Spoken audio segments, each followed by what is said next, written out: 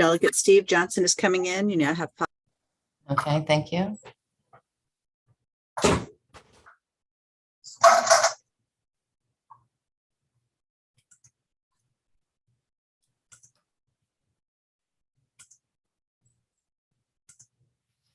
Okay, I believe we are live. Welcome everyone to this week's Harford County Delegation meeting. I'm going to open us up in a word of prayer, and then we're going to have Delegate Arkin start us with the pledge. So Lord, we thank you for yet another day to work in this wonderful state of Maryland. Continue to watch over us and let us make wise decisions for our constituents in Harford County and in the state of Maryland. Continue to watch over everyone on this Zoom call in their lives and their businesses, and may they flourish. And we thank you for this time, and we thank them in your name. Amen. And Delegate Archon, if everybody would stand. I pledge allegiance to the flag of the United States of America and to the republic for which it stands, one nation, under God, indivisible, with liberty and justice for all. Thank you very much. Again, welcome to the Harford County Delegation meeting. We have a large agenda, so we're going to move forward quickly. Just to announce, so I won't have to announce them each time, from those testifying from the Harford County Liquor Control Board, we have Paul Majewski, Mike Krebs, and we have on the sidelines for possible questions, Judy Powell and Bill Colburn. Old business, I do need a motion to accept and approve the minutes from last week. Need a first and Favorable. Okay, in delegation, when you make a first and a second, can you please state your name so that Cindy can have that? Archon. Okay, Second, Steve Johnson. thank you so much. We appreciate that. Okay, now if you notice, the agenda is quite large. We have on there for discussion and possible voting. Most likely, we will not be voting. We do have one delegate out during subcommittee at this time. So what we are going to try to do this week is to have all those here that are testifying on these bills. Two of them we had last week. We'll have them do like just a really quick caption of what they said last week and move on.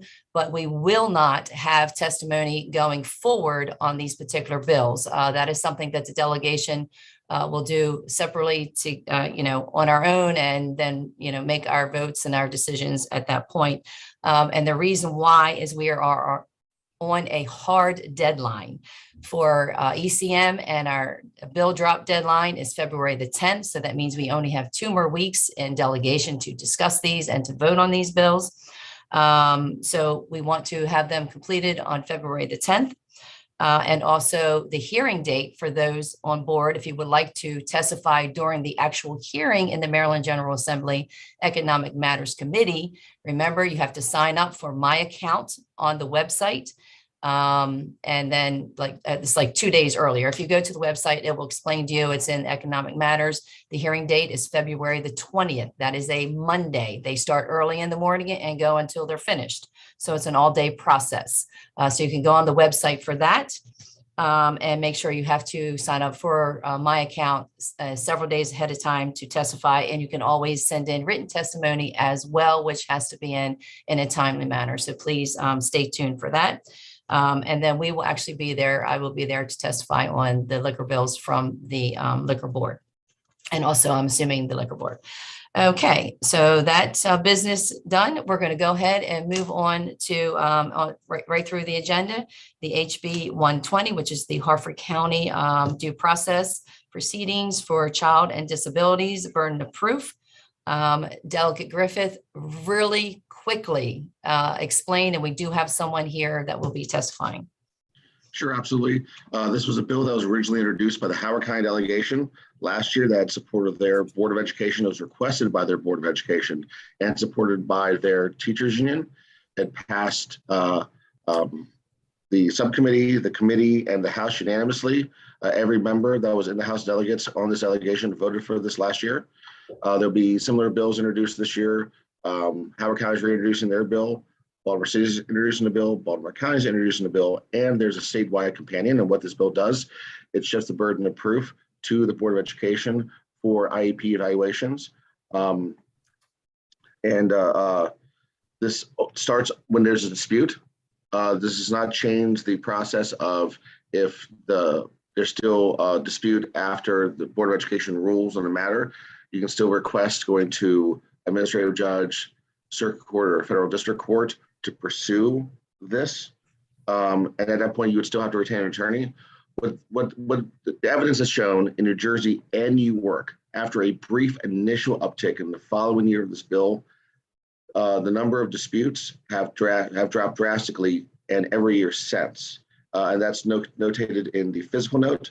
So this has a net positive effect on the Board of Education, the school system, the teachers, the paraeducators, and of course, most importantly, the parents who don't have the resources and the data to support their children's IEP. So Thank it's a you, very Delegate. narrow scope. Thank you, Delegate Griffith. Excellent job. How come we got feedback all of a sudden? Okay, so thank you on that. We do have Colleen Sabdelli. I'm not sure if I pronounced that correctly, probably not. But she is the Director of Special Education for the Harford County Public Schools. She's here representing Superintendent Bolson and Harford County Public Schools, and she has testimony now. Thank you. Yes, I'm Colleen Sastelli, Director of Special Education. I just wanted to start by thanking all of you for giving me and in representation of Dr. Bolson the opportunity to speak today. And Mr. Griffith, I just wanted to thank you personally for your ongoing advocacy for families of students with disabilities in Harford County Public Schools. We know that, from a parent perspective, that the IEP process is somewhat daunting and very difficult to navigate. And in thinking in regards to this bill, if it were to pass, I know that each of you did receive a letter from the Harford County Education Association, as well as from Dr. Bolson and myself in representation of the special educators in Harford County Public Schools. One of the potential impacts of this bill would be an increase in the number of disputes that actually go to a hearing. And, we pride ourselves in really utilizing the other dispute resolution processes, the resolution process, the mediation process, where we really work collaboratively with parents to come up with mutual agreements to resolve disputes. And an example of that is the number of cases that Harford County has had that have actually gone to hearing over the past 5 years. And that is just 2. We've only had 2 cases that have gone to litigation that would be impacted by this bill. And in our kind of review and analysis of the impact of this, one of the biggest concerns for the leadership in our school system is the impact that this would have on special educators.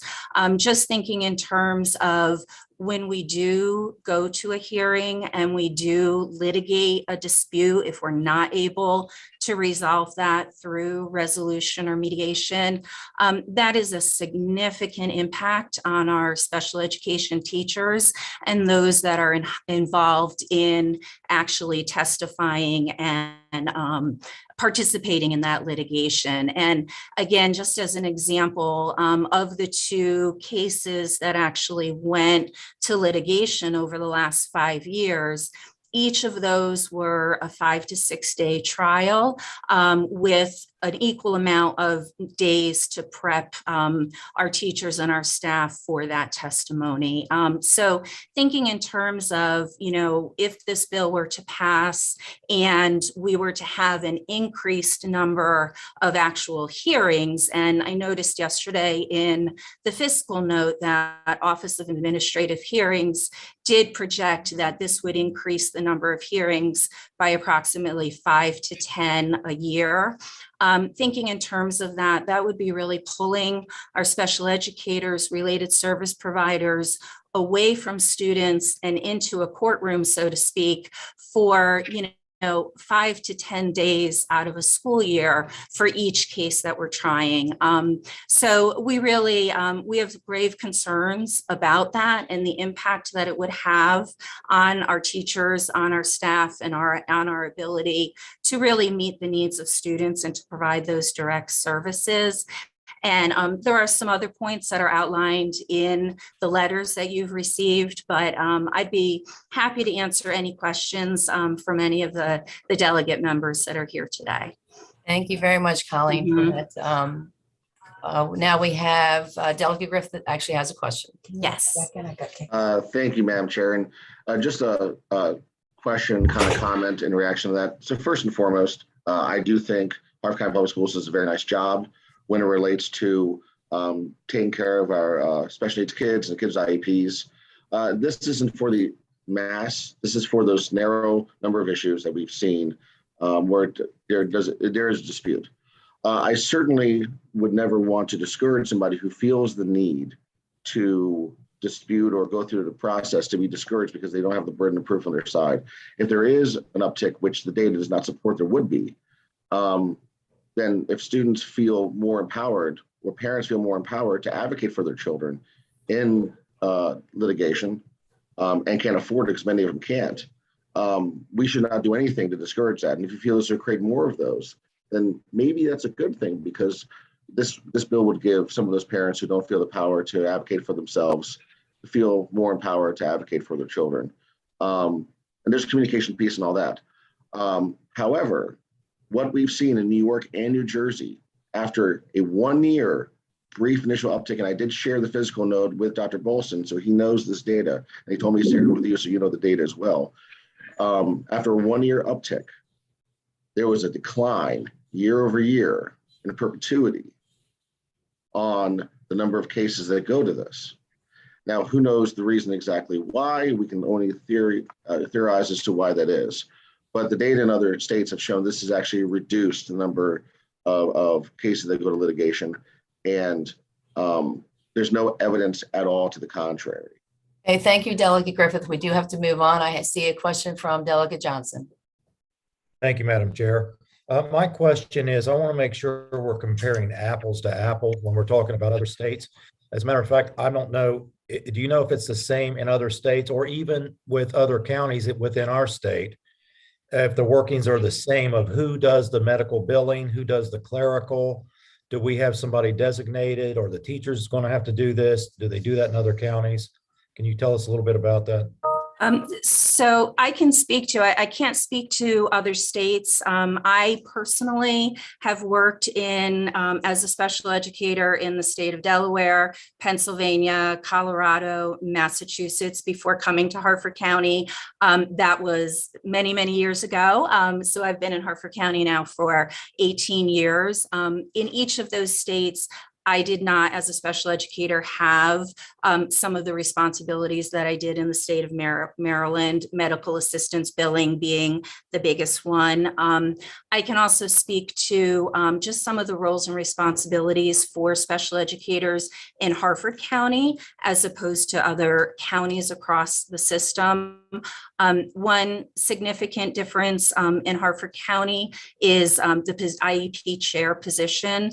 Other counties have a designated individual at each building as an IEP chair. Harford County does not do that. So our case managers do have some additional responsibilities with scheduling IEP meetings and doing some of that administrative work that would, in other counties across the system, be supported by other special education staff within the building. Our school administrators serve as IEP chairs. Okay. Thank you, Ms. Sassadilli. And if maybe Delegate Johnson could follow up if he has any further questions with you offline, that would be great.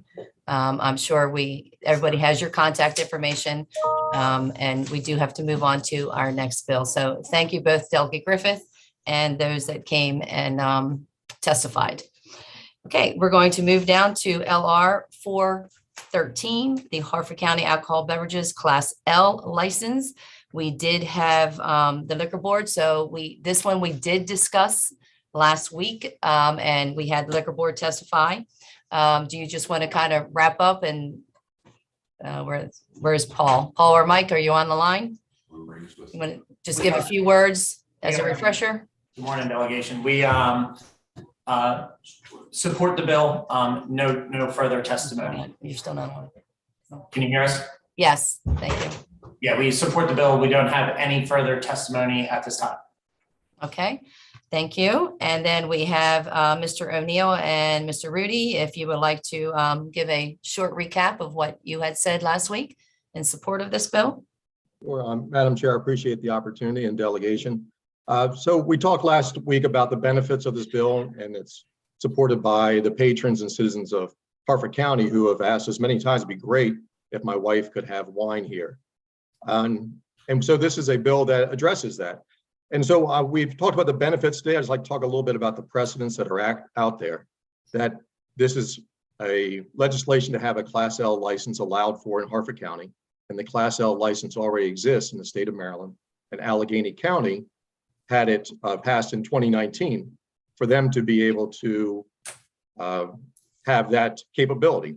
And to note, for House Bill 866, which passed, it was sponsored by the Allegheny County delegation. It passed Economic Matters by a vote of 21-0.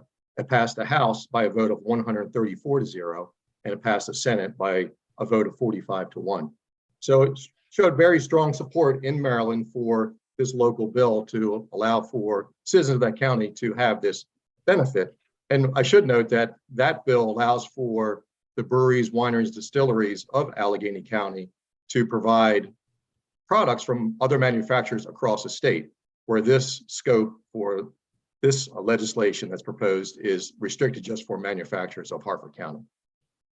Concerning our neighboring states, in Pennsylvania, in 2017, they allowed for breweries, distilleries, and wineries to also be able to sell the products from other manufacturers across the state. And in Delaware in 2018, they passed legislation to allow for the same thing. And again, it's for the breweries, distilleries, and wineries to offer the products from any other manufacturer across the state. And I saw a quote by Delaware's Democratic Representative Carson, who was the primary sponsor of the bill. And he said that when he heard about it, he got on board right away and introduced it in April. And his bill did not get a single no vote in the Senate. And in the House, it did not get a single no vote on April 26th. So he was able to get it passed by both the Senate and the House within a month, according to this article. And he said that he has not heard a single complaint about the bill from any of his constituents. So it is a allowance that is provided across the country, and particularly our neighboring states. And I think it will be certainly for the benefit of Harford County, our citizens, to also have that capability. And it would be an economic benefit for us as well. So thank you for the opportunity to speak on this bill. Okay, thank you very much, Mr. O'Neill. Great testimony. Okay, do we have, and then also in your packet, which we received a written testimony from MSBA. Everybody has had that and looked at that. And are there any questions from the delegation? Okay, see none. So then we're going to actually move on to LR 572, Harford County Alcohol Beverages, Arts and Entertainment's license. We have the liquor board. Again, this is one that we kind of hit on last week. Mr. Medusky, do you have any comments? We do have some clarification. Mr. Mike, if you want to. Sure. Speak on that. I think last week what came up was there was some confusion. There are two bills that are put in. This is for arts and entertainment. This is for for-profit business. The other one for the performing arts is for nonprofit. So I want to make sure, I think Delegate McComas may have said something in reference to that. And I know she's not on today, but in case the other members wanted to clarify that, that was part of the clarification. The other thing that came up was there was some discussion about whether or not the bill or proposal was too ambiguous. And as we all know, arts and entertainment has developed and morphed over the years. 5 years ago, we didn't have axe throwing. Now we have axe throwing.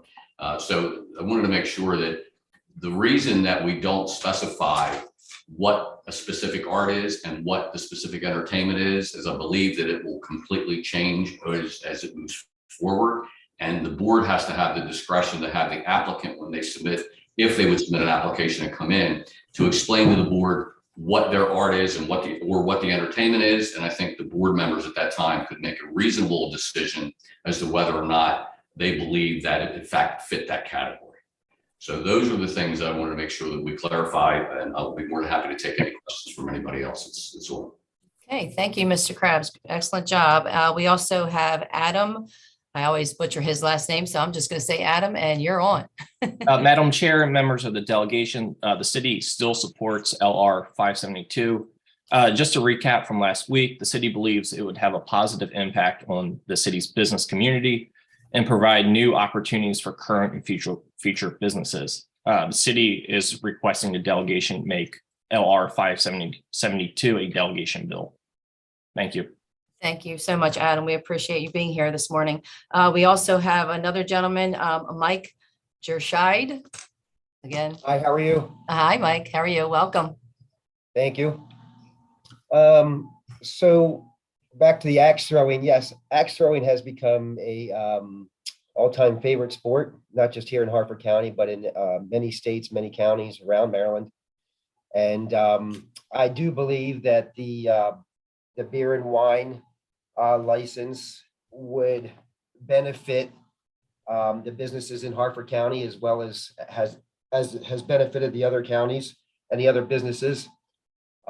So this is not a sport where people are getting, tanked up or, intoxicated and throwing axes. This is somebody coming in, having a glass of wine with their wife or or a beer for the husband, and, throwing axes for an hour and then going to have dinner. So yes, it would benefit the entertainment businesses in Harford County tremendously. Okay, thank you so much for that testimony. We appreciate you joining us this morning as well. Okay, now I'm going to open it up to questions from the delegation. If I have any questions. Okay, see none. We're going to move on to LR 573, Harford County Alcohol Beverages, Barbershop and Beauty Salon licenses. And we have, this one is a fairly new one on the agenda that we did not get to last week. So Paul or Mike. Good morning again. So LR 573 is the barbershop and beauty salon license. We discussed this last year in session.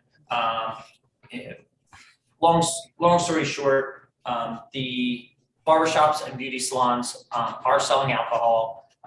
It is a problem with their insurances. It is not legal.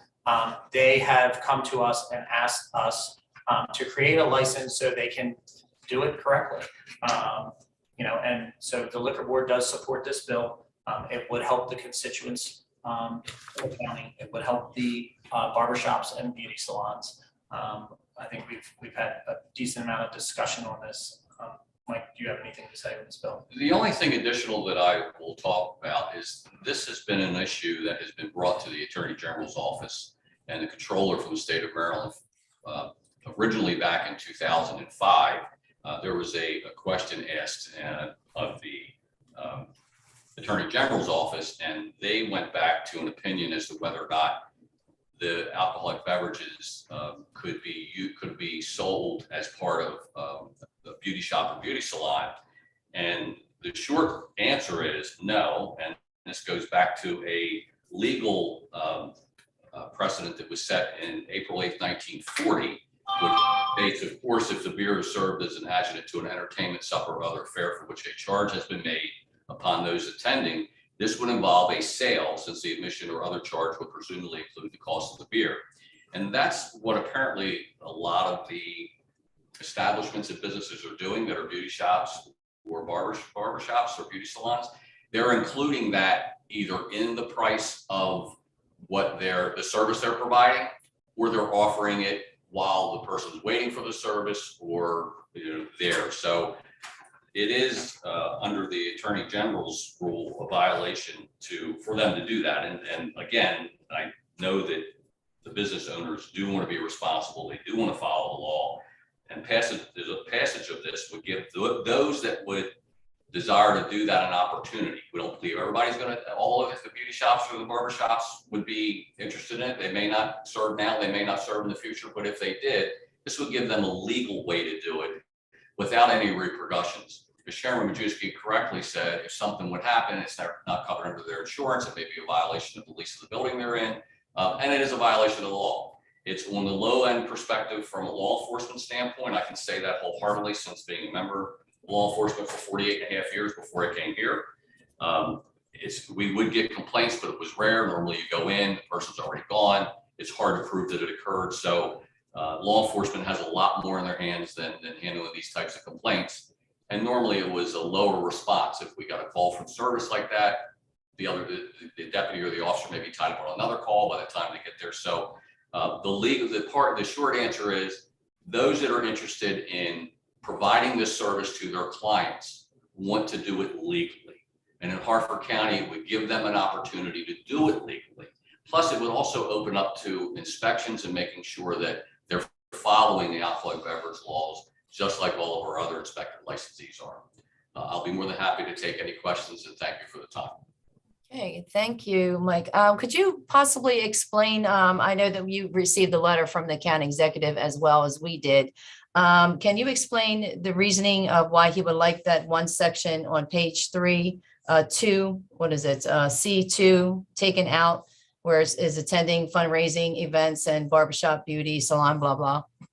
What happened with that is when we researched it, and we agree with that coming out, because when we researched it, the minimum amount of attendees at the event would have to be 2,000 in order for them to get a county permit. So it's unlikely that that would occur, that they would be able to have, they have 2,000 more people there. So it'd be unlikely that they would even apply for a permit from the county, because the chances of having somebody at a fundraiser of 2,000 people are more slim in the county. Okay, thank you so much for that clarification. And I do see another question with Delegate Steve Johnson. Thank you, Madam Chair. I had asked at one of our meetings about the tip certification, and you guys got back to me that the person that owns the business would be responsible for being tip certified.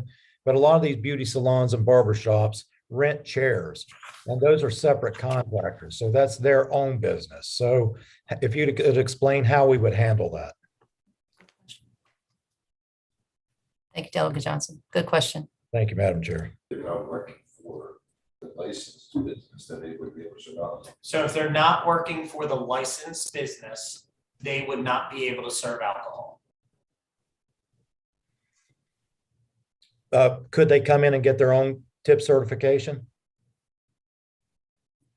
Yes, they could come in and get their own tip certification. All right, thank you. Thank you, Madam Chair. You're welcome. Thank you for that question. Okay, I don't see any other questions. All right, Les, okay. We're going to move on to LR 574, Harford County Beverage, Alcoholic Beverages, Performing Arts, Theater Licenses.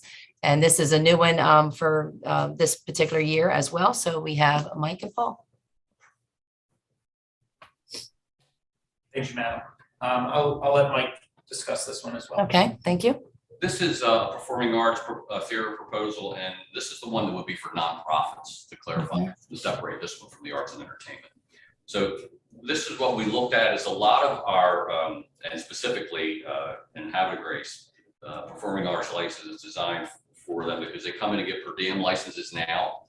And what this would allow them to do, instead of having to come in and submit a per diem license for each and every event, this would give them a yearly license, so that they would be able to have the events there and submit one for one application for a license, and it would give them the opportunity to do that. As an example, the Havre de Grace Arts Collective spent in 2022, just from March of 2022 to November 30th of 22, they had 121 per diem licenses at $15 a piece. So the total cost of them was $1,815. If this license with the proposal will be approved, the total cost would be $500 annually to them.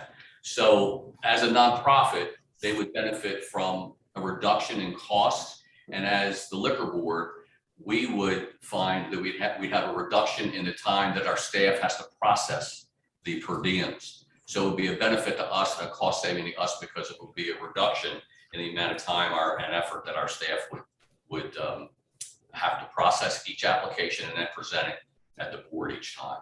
So I think that the overall savings and the benefit is both to the Arts Collective and will be to any nonprofit that could apply, and also for the liquor board itself. And I think that it's a benefit. And I think the city of Havre de Grace has sent us a letter of support, and I know Adam's on the line and will probably talk about it more. So having said that, I'll take any questions from my presentation, and then we can move on to Adam. I also want to reiterate that it will save the nonprofit time and money.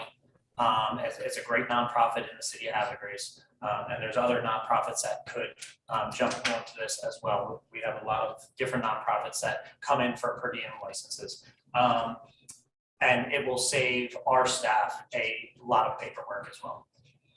Thank you so much. Since both of you are here in support, I'm going to have Adam go ahead and speak, and then we'll have questions from the delegation. And then they can just state if they want it from the liquor board or from Adam. Go ahead. Madam Chair and members of the delegation, the city supports LR 574. The city is home to many performing arts centers, which play an essential role in the city's economy and provide residents and visitors with much desired access to the arts and entertainment. The proposed amendments to Title 22 of the Harford County Liquor Code is expected to produce a positive impact on the city's business community and our nonprofit partners by not only helping the nonprofits, but making the city more marketable to recruit new public art venues. We are requesting this becomes a delegation bill. Okay, thank you, Adam. So seeing that testimony is done on that, do I see any questions for our panel? Okay, seeing none, very good. We will move on to our new business. And we have LR 1316. And this one is Harford County. This is the stadium license annual fee. This particular bill was given to us by Delegate Steve Johnson. So we're going to have Delegate Johnson go ahead and introduce the bill, and then we'll move on to our testimony. Thank you, Madam Chair. This is the same exact bill that we had last year that we made a delegation bill and that did pass the committee in the House. It just brings our stadium more in line with the fees they pay with all the other stadiums their size across the state. This fee is reduced from $10,000 to $4,000, which actually is still higher than every other stadium in the state. I think the next highest is like $2,580, but they have agreed to still be higher, but they thought that was more in line with being fair. And we want the businesses in Harford County to have a fair level playing field with the rest of the state. So it takes the fee from $10,000 to $4,000. Thank you, Madam Chair. Okay, and Delegate Johnson, I said this bill actually passed in the House last year, correct? That is correct, Madam Chair. Okay, thank you very much. Now we actually have Jack Graham, and he's the General Manager of Ripken Professional Baseball LLC, here to testify in favor of LR 1316. Mr. Graham, you're on. Good morning. Thank you, Madam Chair. Thank you, delegation. Thank you, Delegate Johnson, for reintroducing this bill. As you're all aware, with this bill having passed last year, the Ironbirds and Ripken Stadium have been paying a significantly greater license than the other 4 minor league baseball stadiums for 21 years. And the number is actually between 4 and 5 times greater. As Delegate Johnson mentioned, we paid double, or we paid 4 times what Frederick and Wicomico counties pay, almost, and we pay almost as much as Camden Yards, despite having 25% fewer games and 1/6 as many seats. And we appreciate the possibility of the delegation's continued support on this change. Thank you. Okay, thank you so much. So that was the in support of this particular legislation. Now we do have the liquor board by Mike and Paul. So whoever wants to speak up first, please do so now. Sure, I'll start. The liquor board does unanimously oppose this fee increase. This is the largest licensee in our county. It's not only is the stadium license, but also the entire facility and parking lot. They house a lot of events. They have doubled the number of games that they do yearly starting last year. They're requesting to reduce the fee, the license fee, down to almost what the nonprofit Harford Community College's foundation board has for their license for APG FCU Arena, which only is allowed to have, I believe, 25 events total. And their license fee, I believe, is $3,500. Is that correct? I believe it's $3,500. Also, Harford Community College's foundation, all that money goes back to the foundation itself, which supports and does scholarships for the kids and for the students at Harford Community College. That's where those funds go. So you're bringing it down from a for-profit business down to just about the same value monetarily is what we do for a nonprofit license for APG FCU Arena, which is quite unfair. And they are also only allowed to have 25 uses of that license a year, where Ironbird Stadium has unlimited uses. They can use it for not only the baseball games, they can use it for concerts. They can rent out their facility when they have their car shows in their parking lot. They can use it for that, and it's quite a large facility to. I don't know what the square footage of that facility is, but it's probably double or triple at least what APG FCU Arena is. It also, I'll let Mr. Krabs take over. Thank you. In addition to that, looking through Ticketmaster online, the seating capacity at Ripken Stadium at Leidos Field is 6,300 persons. On average, Ticketmaster says that it costs a person to attend an event at Leidos Field at Ripken Stadium is $53.32. The seats range in price from $48 to $79. Doing the math, 6,300 people, if all the seats were sold, the ticket price or the average income for just the price of those tickets is $335,916 per game. That doesn't include the cost or the sale of any concessions, no cost of what to sell the food, no cost of the alcoholic beverages that are served there, no cost of the souvenirs that are sold. That's just for attendees to attend the game if all 6,300 seats are filled. I looked online earlier today, and for April and in the beginning of May, the average number of seats that are left that are available, according to Ticketmaster, are 44. So they're almost sold out, apparently, which is a great venue. So to ask for a reduction, I think is unwarranted. In addition to that, during the licensing year of 20 and 21, during the pandemic, when the governor issued a state of emergency, their licensing fee was reduced. They did not pay the full $10,000 this year. It was about $3,800, a little around $3,800 that they paid. So they came to the board actually let them and actually reduced the fee. They didn't come to the board did it because of the pandemic, because they weren't able to have any baseball games.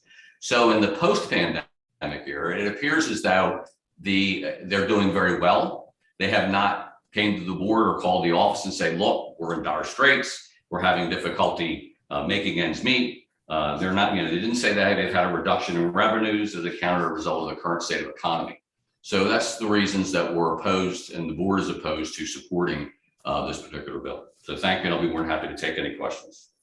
Okay, thank you, Mike, and also Paul. And I believe, Mr. Graham, you have another comment?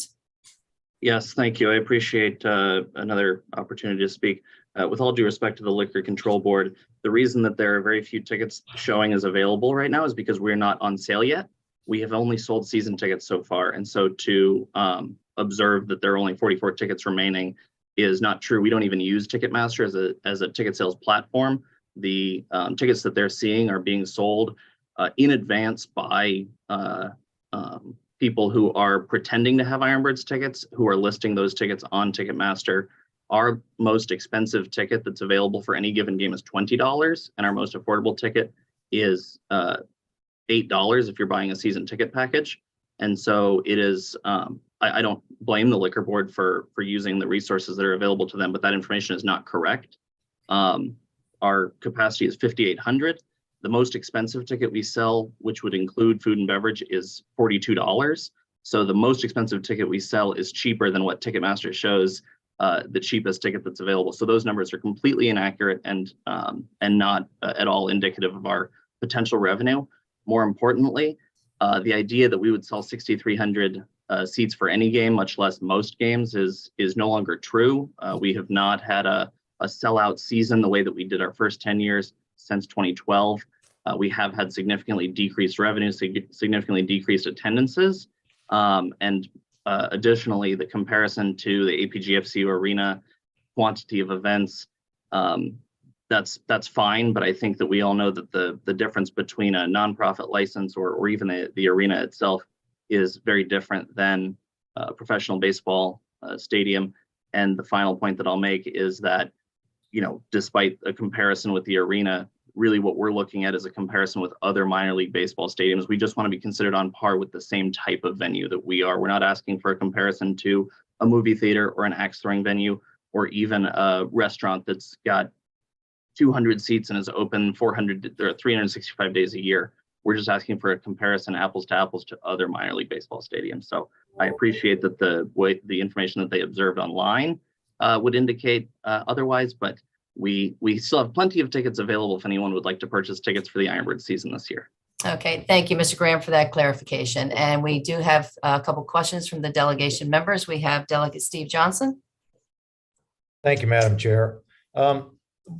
Jack made one of my comments that some information there was incorrect. Another thing I would like to see is you're comparing them to an event up at the community college, which gets funding, gets government funding every year, and the stadium does not. So I would really appreciate if we would compare apples to apples, stadiums to stadiums. Thank you, Madam Chair. Okay, thank you, Mr. Johnson, or Delegate Johnson. We have Delegate Griffith has a question. Yes, thank you, Madam Chair. To follow up on Delegate Johnson's question, does just expand upon what he just asked? Does the Ironbirds receive local and state funding, federal grants to offset tuition, and that nonprofit status that the community colleges receive? Mr. Graham, could you answer that question? Or We do not receive grants or funding or nonprofit status. We are a small 15-person locally owned business that's just doing our best in a post-pandemic world. Thank you very much. I appreciate it. okay. Do I see any other questions or comments? The liquor board does have more comments.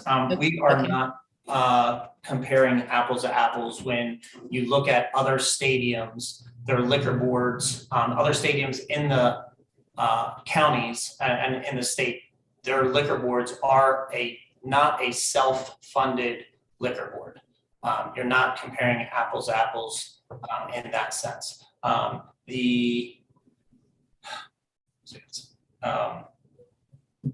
Anyway, you're comparing apples to oranges. Also, this is a fee that Ripken Stadium proposed to the liquor board 21 years ago, and there has been 0 fee increases in the last 21 years. There's been all kinds of increases. The stadium has raised their fees. They have raised their alcohol prices as well, but there's been 0 fee increase from the liquor board to the stadium in 21 years. Also, I do have a question for Mr. Adams. Is he able to give us what their liquor sales were for 2022? Mr. Adams, are you able to answer that now or get us the information after this meeting? Oh, no, I'm not sorry, not Mr. Adams. Mr. Graham. Mr. Graham, I apologize. Yeah, sorry. We utilize a third-party concessionaire, Professional Sports Catering, who also operate the Delmarva Shorebird Stadium, who pay $2,000 for their liquor license fee. I don't have that information offhand what our alcohol sales were, but what I can tell you is that despite having raised the prices of beer, wine, and liquor with the cost of goods sold over the last 21 years, we've done our best to control prices for consumers. And considering that we were selling 240,000 tickets a year between 2002 and 2012 when we opened, and last year we announced 120,000 fans, it is safe to say that despite increases in pricing, that our reduced attendance as the years have gone by and the quote unquote novelty of the Ironbirds appeal in the community has decreased. And I'm not saying that those things are necessarily one for one offsetting, but they are a consideration we would appreciate. We can understand and appreciate the board's unique status in the state of Maryland as a self-funded agency as compared to other counties, but we do not believe we should be punished for the way that the county has structured its liquor board agency. And we do support the incorporation of the liquor board into the county government if the county government supports it as well. And if the liquor board supports it, we just would like a comparison of a minor league baseball stadium to other minor league baseball stadiums. And I will say that Wacomico County Liquor Board is not self-funded, it is taxpayer funded. Okay, thank you. We have one more addition. Okay. One more question for Mr. Graham. So what he's telling me is the information I got off the internet is incorrect. So all the internet sites must be incorrect because now I looked at Vivid Seats earlier today. So he's saying the average capacity, and I'd like to know what the average number of seats that are sold for an Ironbird game, not including the other events that they draw income in from. But if it's an average of 52, I'm sorry, if it's an average of 5,800, then according to Vivid Seats is advising that it's $53.43 on average for a ticket sale, which again makes it $309,000. So, Mr. Graham, I don't know whether you can answer those questions. Sure, I would love to. So again, please do not refer to Vivid Seats, Ticketcenter.com, Ticketmaster, StubHub. Those are all third-party websites where people who are claiming to have those tickets are intentionally posting those tickets at a 2, 3, 4, 5 time price increase. They're ripping consumers off. Ironbirdsbaseball.com has information about our pricing. Our average attendance last year was 1,920 people per game. Our average ticket price was $16 per game. So if you multiply 1,920 by 16, which is just you look at the average price, the lowest price and the highest price, it's pretty much dead in the middle.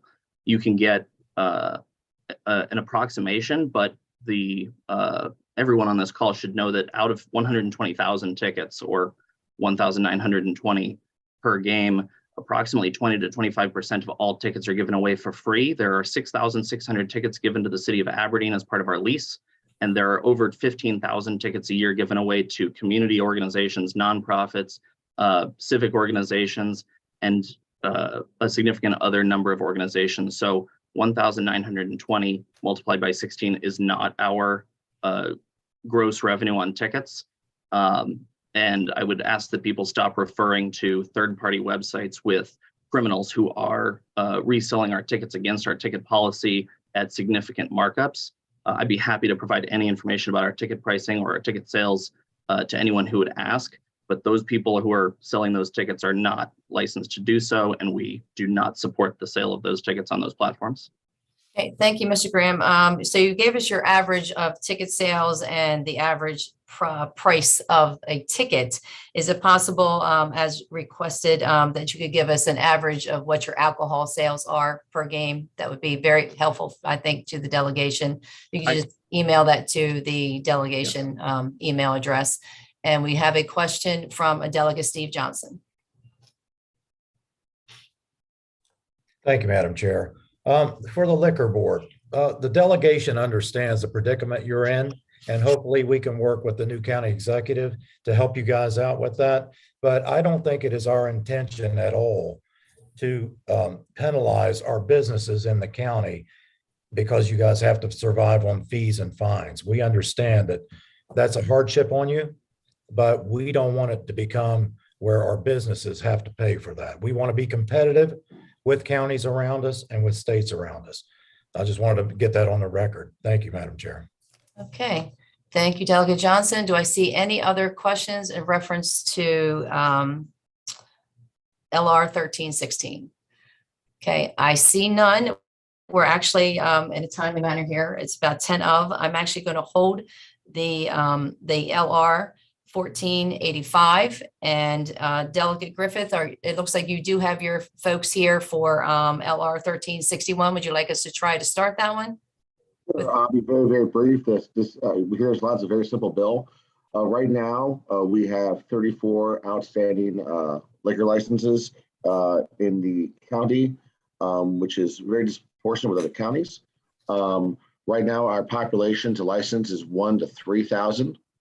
We're never going to use that number of licenses ever. So all this does is reduce it to 1 to 4,500. What that will do is we'll create currently 4 outstanding licenses, although we're certainly willing to talk about changing it to 1 to 4,250, which will create 8 outstanding licenses, or 1 to 4,000, that would create 12 outstanding licenses. And even 12 outstanding licenses with our current situation is a ton. And this is a bill that's been supported by the Harford County license holders. And I would request delegation support for this bill. Okay, we will go ahead and have the liquor board, whether Paul or Mike, to speak on this one. Yes, ma'am. I'm going to leave this to Mr. Krebs. Okay. Thank you. And looking over the numbers, we did some analysis here at the office on numbers based on population. And the county actually uses the entire county population, not election districts. Those jurisdictions around us use election districts to make a decision on the number of licenses.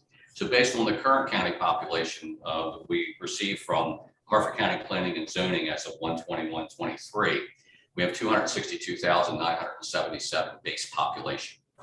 If you divide the current number by that, it would allow for rounded a total of total license issued of 88. And that's A1, A2 total of 54 for a rounded total of 88 minus the current A1 license issue would be minus 54 would be 34.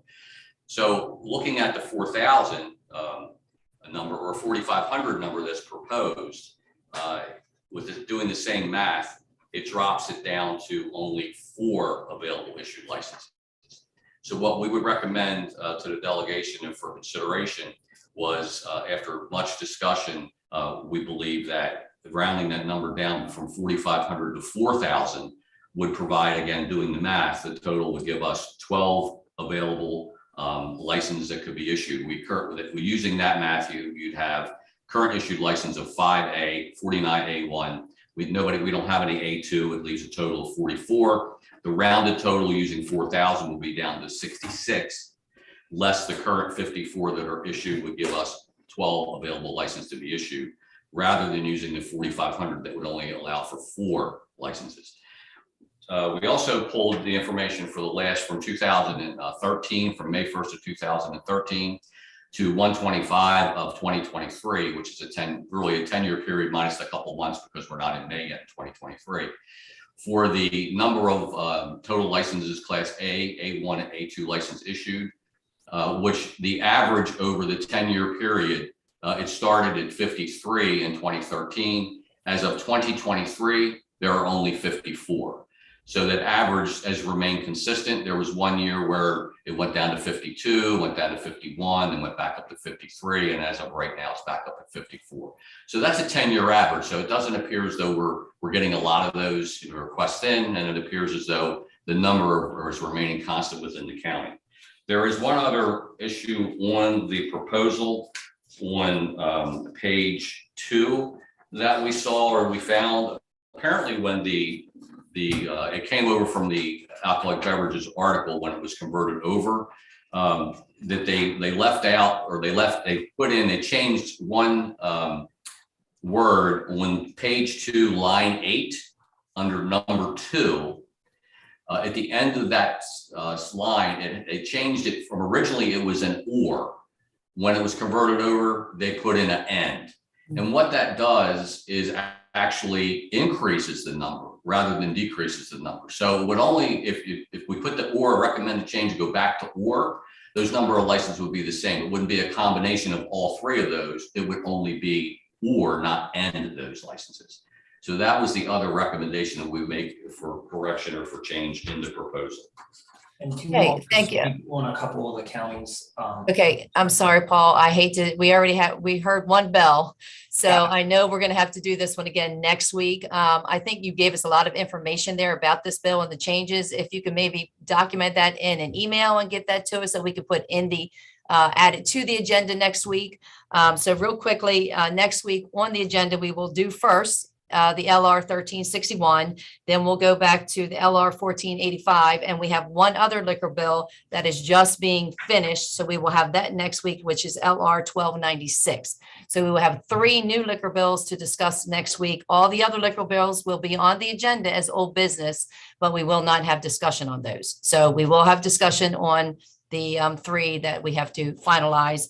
Next week, we are going to start the next 2 weeks. I think it's 2/2 and 2/9 or whatever. So the next 2 Thursdays, we will start the delegation meeting at 8:30 a.m. so that we can finish these bills by December the 10th. And thank you again, all the guests and those people that came to testify. Sorry to those that we didn't reach you this week, but you will be on the first of the agenda next week. And thank you so much. We appreciate you attending and being a part of the Harford County delegation meeting. So do I have a motion to adjourn? Motion to adjourn. Johnson. A second? Second. Okay, Johnson first, Eric on second. Madam Chair, this is Joe Snee. I want to compliment Mr. Rudy on his new GQ looks. Thanks. All right, we'll see you next week. Thank you. Bye, everyone.